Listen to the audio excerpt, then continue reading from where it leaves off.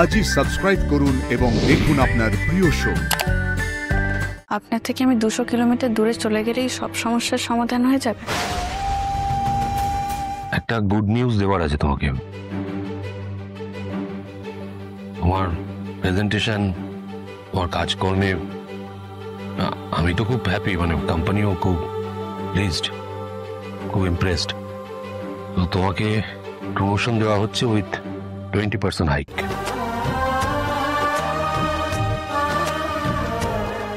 Congratulation Aparna. Thank you sir. আমি ভাবতে পারিনি এত কম সময়ের মধ্যে এরকম। Thank you. না না, তুমি তোমার যোগ্যতা থেকে এই প্রমোশনটা পাচ্ছ। তুমি ভালো কাজ করেছো, আর এইভাবেই কাজ করে গেলে তুমি অনেক বড় হবে। তো তুমি এটা ডিজার্ভ করো। ও বাই দ্য ওয়ে, তোমাকে শিলিগুড়ি যেতে হচ্ছে।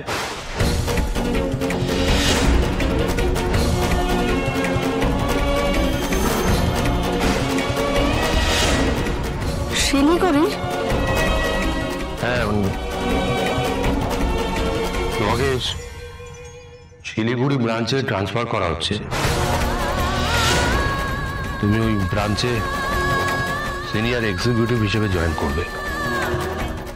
মানে স্যার, আমি কি ওখানে রিসার্চের জন্য? না না, তোমাকে ওখানে থেকেই কাজ করতে হবে। ডোন্ট ওয়ারি, কোম্পানি তোমার সমস্ত অ্যাকোমোডেশনের ব্যবস্থা করবে।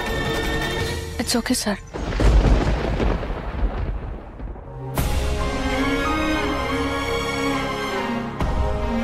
It's okay. তোমার কিছু বলার আছে অপর্ণা? এত বড় একটা কোম্পানি, আমি তো সাধারণ একজন এমপ্লয়ি। আপনি যে ডিসিশন নিয়েছেন তার উপরে আমার কি বলার থাকতে পারে বলুন?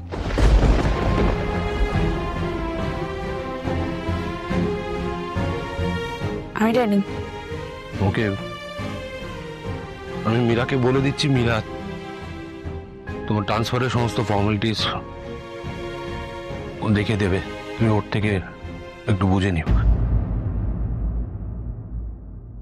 কি আছে, চোখে পড়িস।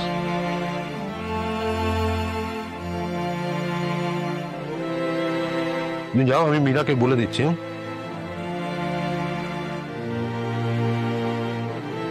একটা কথা বলবো স্যার? আপনার কি মনে হয় আপনার থেকে আমি 200 কিলোমিটার দূরে চলে গেলেই সব সমস্যার সমাধান হয়ে যাবে?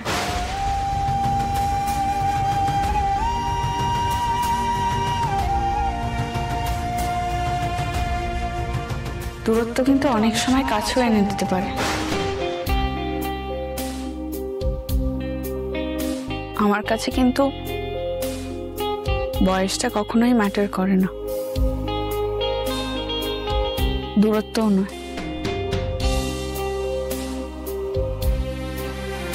তবে আপনি যখন ঠিক করেছেন আমি যাব। তবে আপনি তো বস, আপনি যেখানে আমাকে পাঠাবেন আমি সেখানে যেতে বাধ্য। তার জন্য আলাদা করে প্রমোশন দিয়ে পাঠানোর দরকার ছিল না। অপর্ণা, তুমি ভুল বুঝছো। আর দেখো, তুমি ভালো কাজ করেছো, তুমি প্রমোশন ডিজার্ভ করো। তাই স্যার, আমি আপনার থেকে ছোট হতে পারি, কিন্তু বাচ্চা নয়। আপনি আমাকে দূরে সরাবার জন্য যেটা করছেন সেটা খুবই... না না অপর্ণা, তুমি কি... স্যার, আমি আপনাকে বুঝি, যেমন বুঝতে পারছি আপনি নিজেকে ভয় পাচ্ছেন, নিজের মনের সাথে বুঝে উঠতে পারছেন না।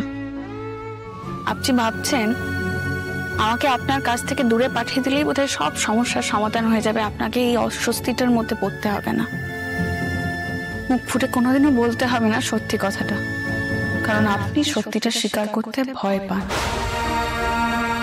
এভাবে শুধু একটা কথায় আমরা দুজনের থেকে দুজনে দূরে সরে যাবো স্যার?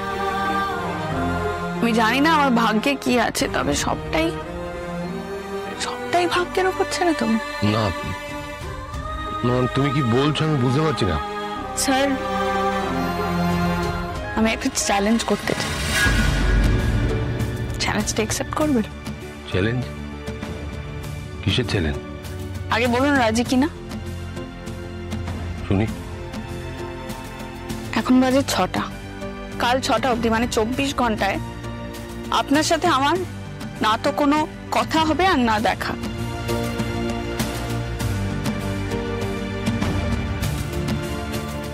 আমরা কেউ কারোর সামনে আসবো, আর আমার খোঁজ নেওয়ার জন্য আপনি সেপাই মন্ত্রীও পাঠাবেন না। ও না, তুমি কি আগামী 24 ঘন্টা আমাদের কোনোভাবেই যেন দেখা না। ধরো যদি সত্যি দেখা হলো না, তখন তাহলে ভাববো এটাই আমাদের ভবিতব্য।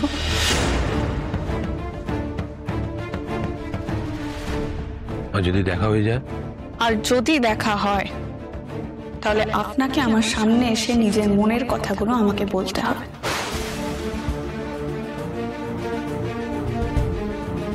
রাজি?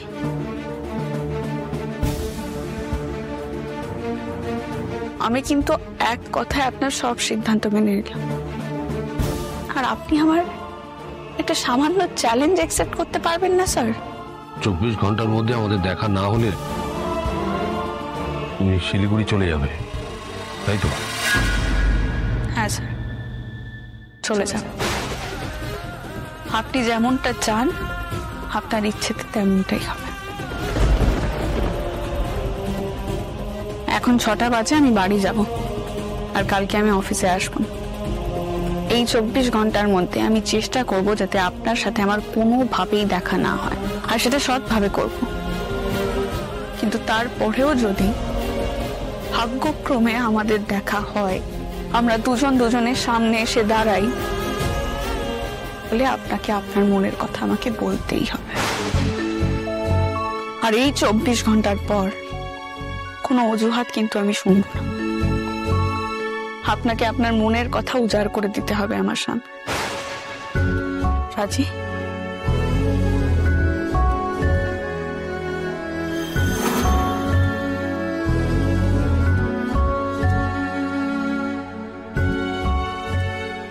বেশ, আমি তোমার চ্যালেঞ্জ অ্যাকসেপ্ট করলাম।